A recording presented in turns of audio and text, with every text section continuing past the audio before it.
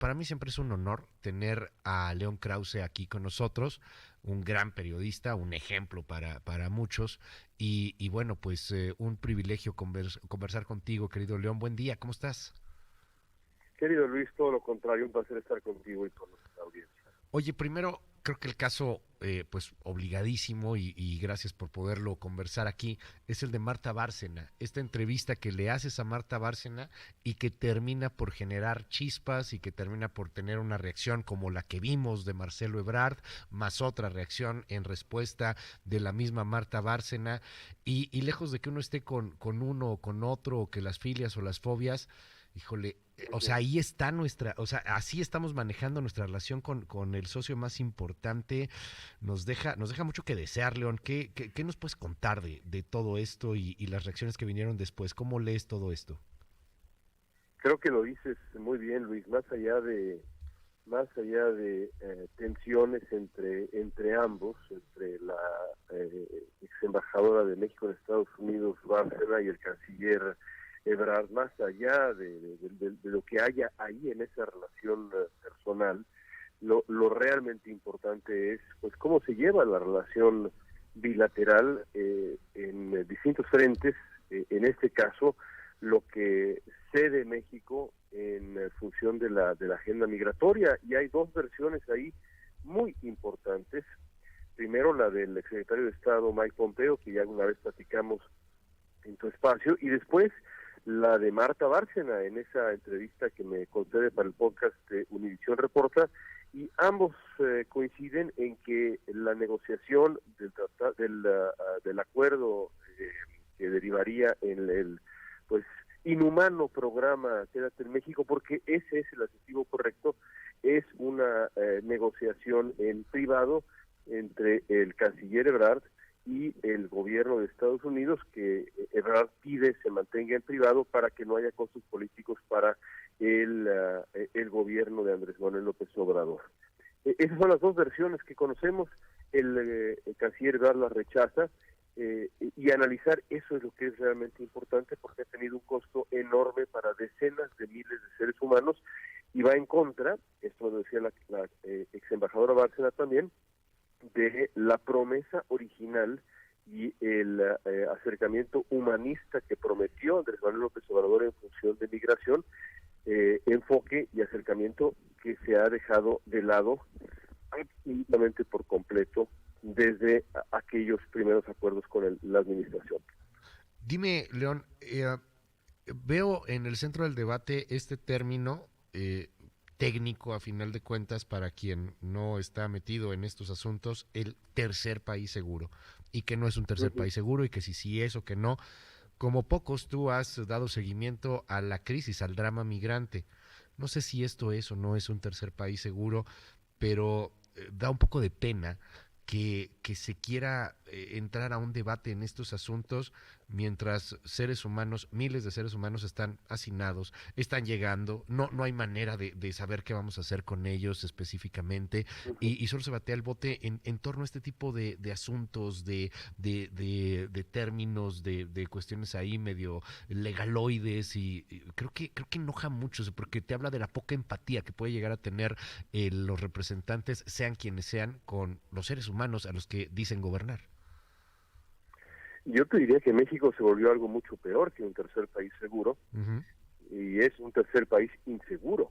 Sí. Y ese es el problema central, Luis, que México aceptó, primero que nada, ese acuerdo que envió a miles y miles de personas. Esto está documentado, no es una cuestión de opinión mía o de cuestión de opinión de nadie, está documentado las consecuencias del acuerdo Quédate en México, que de verdad condenó a decenas de miles de seres humanos a situaciones terribles, esclavitud sexual, secuestros, extorsiones, robos, vivir en condiciones brutales, y eso es lo que aceptó México, porque junto con el acuerdo que hace México viene también una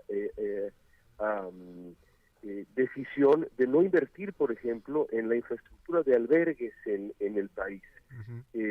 Al canciller Ebrard le molesta mucho que se compare con lo que se hizo en Turquía con los refugiados sirios, Así que es. aparentemente ahora nos enteramos también era algo que veía con buenos ojos la ex embajadora Bárcena, que fue embajadora de Turquía en su momento, pero la realidad es que aquel acuerdo incluyó decenas no decenas, pero sí miles, mucho más, Millones y miles de millones. Ujú. millones de euros para apoyar a Turquía y ayudar a Turquía a cuidar a los refugiados sirios. México aceptó recibir a decenas de miles de seres humanos eh, eh, a cambio de nada. Los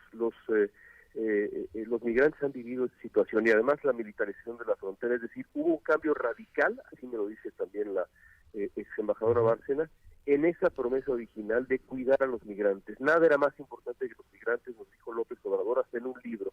Y al final hubo un viraje de 180 grados que se explica, dice Bárcena, por las ambiciones personales de Ebrard.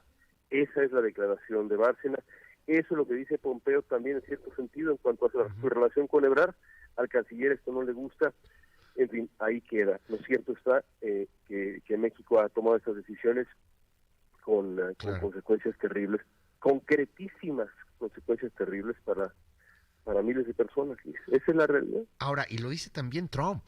O sea, Trump ya burlón, ya en esta campaña, ya cuando sale en sus conferencias, cuando está en sus mítines, y se burla y se ríe, jajaja, ja, ja, y ahí está, y nos pusieron gratis decenas de miles de soldados para que nos cuidaran la frontera sur, para que nos cuidaran el patio trasero. O sea, ahí Sí. está, más que evidente.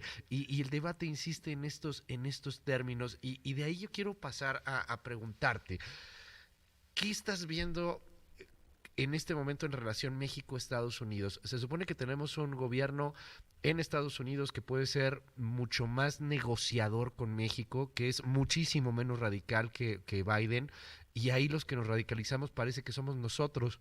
Dos cosas que a mí me llamaron la atención ayer: las cartas de los congresistas para empezar ya un pleito. Vamos a ver si lo toman o no, pero ya quieren empezar un pleito por el asunto del maíz transgénico y el glifosato. Y luego la otra, la DEA, pues señalándonos de que no estamos haciendo lo suficiente para poder frenar el fentanilo que inunda las calles en los Estados Unidos. Y se supone que con este gobierno podríamos negociar. ¿Qué ves tú, León Krause? Pues mira, creo que lo dijimos después del discurso de Biden, el Uh -huh. informe presidencial de Biden esta última ocasión. El tema de la seguridad fronteriza y el tema del fentanilo va a crecer. Y va a crecer primero que nada porque así lo quiere el propio presidente Biden, que lo ve con enorme seriedad. Pero también va a crecer porque los republicanos que ahora están a cargo de la Cámara de Representantes tienen como obsesión, y por cierto, una obsesión absolutamente justificada, la seguridad fronteriza en función específica de lo que está ocurriendo con los opioides sintéticos. La propia embajadora Bárcena, para regresar a lo que decíamos al principio, me dijo, el gobierno de México no ha entendido y no entendió a tiempo lo que significa el fentanilo. El embajador Salazar, lo entrevistamos en Univisión hace poco, y nos dijo, a pesar de su opinión generalmente tan generosa, digamos, Uh -huh. del gobierno mexicano, que México no está haciendo lo suficiente. El asunto va a crecer, Luis, y no va a Claro. desaparecer el fentanilo con una incautación por aquí y otra por allá. Hay que hacer algo más. Así lo pide también Ann Milgram en esta declaración reciente. Necesitamos mayor cooperación, necesitamos operaciones conjuntas, no se está haciendo lo suficiente. También lo dice Mike Pompeo en aquel libro, Uh -huh. hay áreas de ingobernabilidad en México y tarde o temprano tendremos que hacer algo. Creo yo que ahí hay una bomba de tiempo, aunque se insista que no es así, es una bomba de tiempo para este gobierno o el siguiente, lo hemos dicho hasta la saciedad, y las declaraciones y los gestos diplomáticos y no diplomáticos están apuntando hacia allá. Es una bomba de tiempo, Luis. No me imagino estas broncas con Trump. O sea, si están pasando en estos momentos con Biden, que han tratado de aplazar, de negociar, de poner la otra mejilla, ha sido muy rudo el gobierno de López Obrador en muchas cosas. Esto del glifosato, por ejemplo, del maíz transgénico, no me imagino lo que hubiera pasado si estuviera Trump. O la otra es que, pues a lo mejor si estuviera Trump, pues no se atrevía, ¿no? O sea, ahí sí con los bullies nos quedamos un poquito con la cabeza gacha, ahí sí somos genuflexos. Sí, o cedemos ante la primera amenaza, que es Sí, algo también que se ha dicho, ¿no? nos Evitamos doblamos. los aranceles. Los aranceles eran una amenaza que hubieran afectado antes que ninguna otra cosa al consumidor estadounidense, dada la relación real de la dinámica Ujú. de la dinámica comercial de México y Estados Unidos, pero ante la primera amenaza cedemos, salvamos los aranceles. Bueno, ni siquiera sabemos si nos iban a cerrar la frontera. Eso hubiera afectado pues igual a Estados Unidos que a México.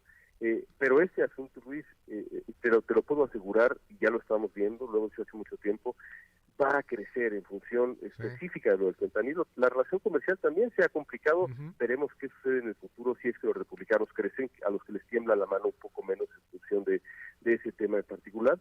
Pero la cuestión del fentanilo Claro. está ahí y son llamadas de atención que desde mi punto de vista no podían ser más claras.